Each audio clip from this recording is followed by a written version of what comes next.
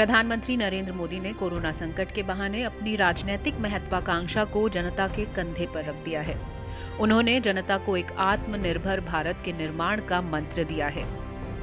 सुनने में ये एक महत्वाकांक्षी परियोजना लगती है जिसका मकसद सिर्फ कोरोना महामारी से लड़ना और संकट से उबरना नहीं, बल्कि आने वाले कल के भारत का पुनर्निर्माण है।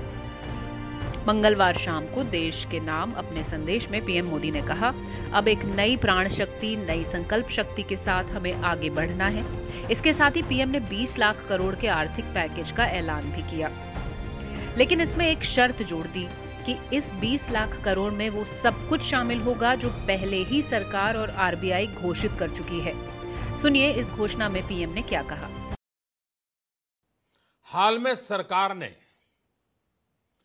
कोरोना संकट से जुड़ी जो आर्थिक घोषणाएं की थी, जो रिजर्व बैंक के फैसले थे और आज जिस आर्थिक पैकेज का ऐलान हो रहा है, उसे जोड़ दें तो ये करीब करीब 20 लाख करोड़ रुपए का है। 20 लाख करोड़ रुपए का है। ये पैकेज भारत की जीडीपी का करीब करीब 10% है। पीएम के भाषण में स्वदेशी का विचार दिखा, हालांकि उन्होंने कहीं भी स्वदेशी शब्द का इस्तेमाल नहीं किया।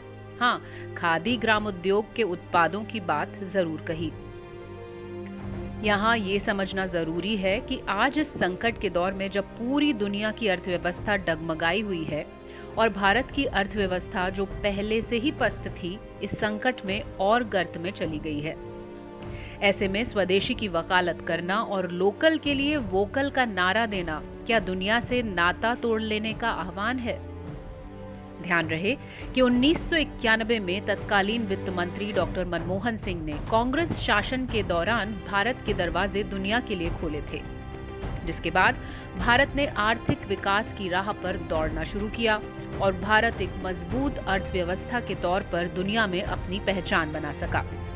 मोदी सरकार के सत्ता में आने से पहले 2014 तक भारत लगभग 10% की दर से विकास कर रहा था, लेकिन इसके बाद देश की अर्थव्यवस्था को मोदी सरकार ने एक के बाद एक झटके देने शुरू किए।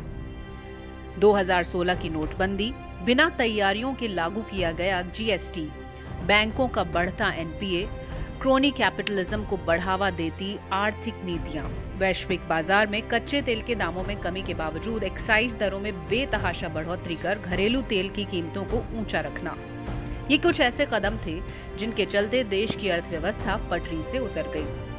अकेले नोटबंदी ने ही जीडीपी को 2% का नुकसान पहुंचाया।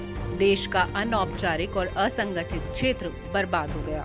लाखों लोग बेरोजगार हो गए।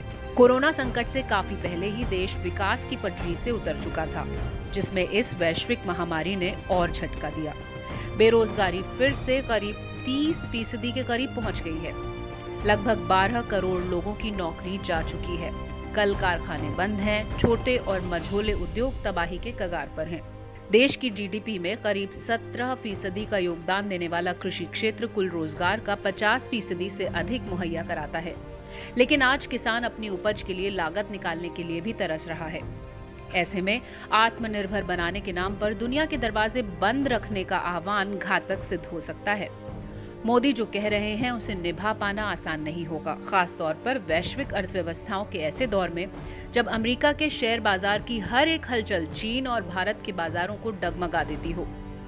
इतना ही नहीं, स्वदेशी के नारे से स्थानीय उद्यमियों के लिए दुनिया के दरवाजे बंद होंगे और विश्व व्यापार संगठन के सदस्यों के साथ भारत का सीधा टकराव होगा। मोदी सरकार की एक खूबी रही है, वे वादे हजार लेकिन निभाने के नाम पर सिफर, यानी इस सरकार का डिलीवरी का रिकॉर्ड बहुत खराब रहा है। पीएम मोदी ने आत्मनिर्भर भारत अभियान के लिए 5 स्तंभों का जिक्र किया: अर्थव्यवस्था, बुनियादी ढांचा, प्रणाली, जीवंत लोकतंत्र और मांग। पर क्या भारत में ये स्तंभ अच्छी स्थिति में हैं? क्या वो मजबूत हैं? 200 लाख करोड़ की भारत की अर्थव्यवस्था असली मायनों में बीते 5-6 साल के दौरान 2% से भी कम रफ्तार से आगे बढ़ी और इस साल तो इसके 0 या फिर माइनस में रहने का अनुमान है। ग्लोबल सप्लाई चेन कमजोर पड़ी है, वैल्यू चेन है लेकिन ऐसी नहीं जो चीन के साथ प्रतिस्पर्धा कर सके। इसके अलावा लॉकडाउन के दौरान आबादी का करीब 30% हिस्सा गरीबी में चला गया।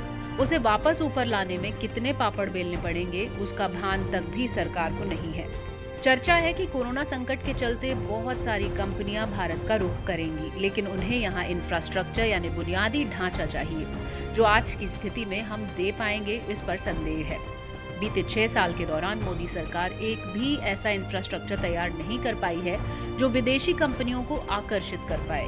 प्रधानमंत्री के आत्मनिर्भर भारत अभियान के बाद वित्त मंत्री निर्मला सीतारमण ने जो घोषणाएं की, उसमें भारी भरकम आंकड़े जरूर सुनाई दिए, लेकिन विश्लेषण के बाद साफ है कि ये पैकेज लाखों मजदूरों, किसानों, मध्यम वर्गीय परिवारों के लिए छलावा ही है। ये पैकेज मददगार कम और अपनी छवि बचाने की सरकार की कोशिश ज्यादा लगता है। आत्मनिर्भर भारत का सुनहरा सपना साकार करने से पहले प्रधानमंत्री को आज देश को भूख, दुख और बेरोजगारी से निकालना होगा।